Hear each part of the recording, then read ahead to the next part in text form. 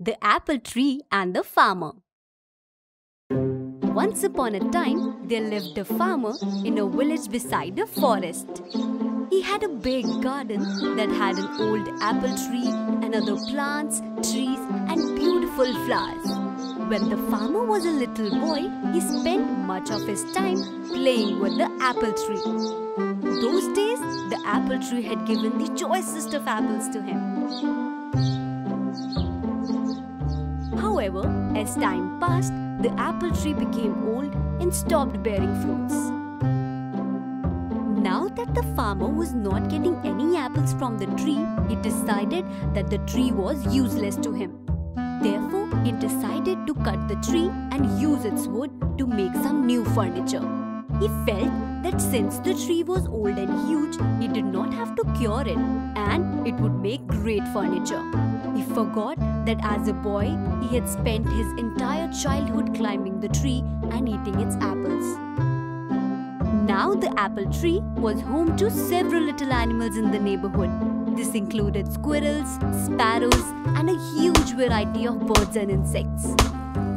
When the farmer took his axe and began chopping the tree, all the little animals came rushing down. They all began to plead with the farmer. They gathered around the farmer and said, "Please don't cut the tree. We used to play with you when you were small under this very tree. This is our home and we have no other place to go." But the farmer was adamant.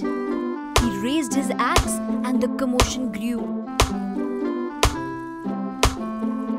"Please don't chop and destroy my home and kids," cried the squirrel. "Please don't chop and destroy my nest," cried the little birds. "Please don't cut the apple tree," cried the grasshopper. The farmer, however, forgot his childhood and his animal friends. He began to chop the tree harder. All the little animals became desperate and wanted to protect the apple tree at any cost. The little animals said, "We will sing for you when you're toiling away in the fields. We will look after your little boy. He will not cry, but instead will be entertained and happy. You will like our songs and will not feel tired." However, their cries for help fell on deaf ears.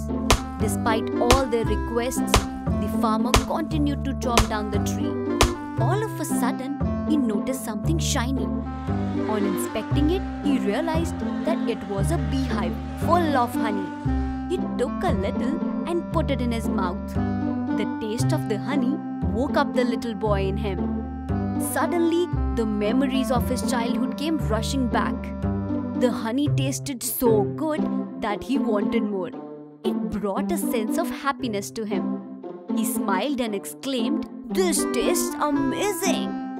Realizing the change in the farmer's attitude, the little animals spoke in unison. The bee said, "I will always provide you with sweet honey."